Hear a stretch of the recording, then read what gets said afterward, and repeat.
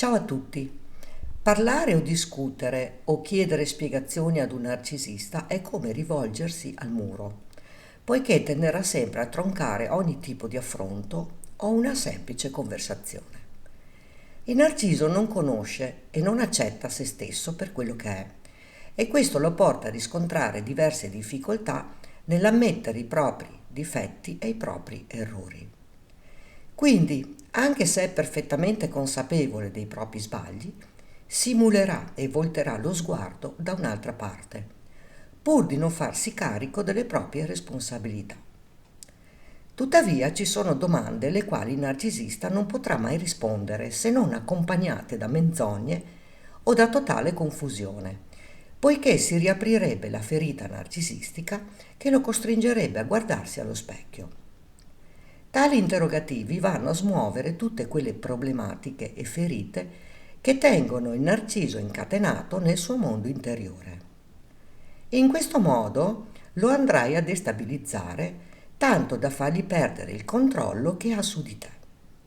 Ora ti espongo una serie di domande da fare al tuo narcisista quando meno se lo aspetta e con molta pacatezza. Cosa ami di me? Perché mi ami? Per te la parola amore cosa significa? Se mi ami veramente, perché mi tratti come uno zerbino? Ti sembra normale non provare sentimenti? Per quale motivo contesti sempre le mie idee? Perché non mi rispetti? Per quale motivo molte volte ti chiudi in un silenzio serrato? Perché spesso e volentieri menti? Perché parli male degli altri? C'è qualcosa di te che vorresti cambiare? Per te cosa significa comprendere una persona? Quali sono i tuoi ideali di vita? Come vedi il tuo futuro? Con chi ti vedi in un futuro lontano? Quali sono i tuoi obiettivi da raggiungere? Tu credi in te stesso? In cosa credi? Che cosa ti fa stare bene nella vita? Perché vuoi sempre essere al centro dell'attenzione?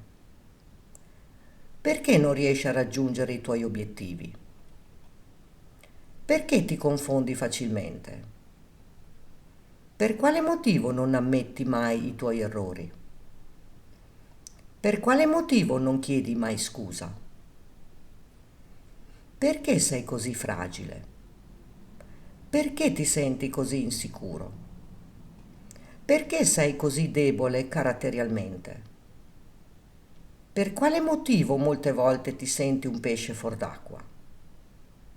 Per quale motivo cerchi sempre di manipolare gli altri? Per quale motivo pretendi che gli altri la pensano esattamente come te? Perché le opinioni degli altri, diverse dalle tue, ti fanno arrabbiare? Perché non accetti di aver sbagliato?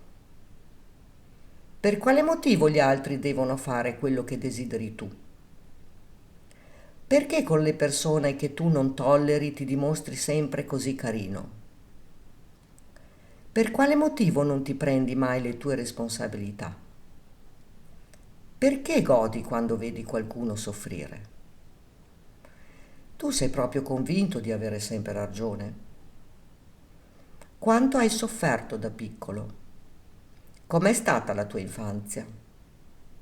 Qual è la cosa che ti ha fatto soffrire di più nella tua infanzia? Qual è stato il momento più felice della tua infanzia? Qual è il ricordo più bello che hai di tua mamma? Qual è il ricordo più brutto che hai di tua mamma? Qual è il ricordo più bello che hai di tuo padre?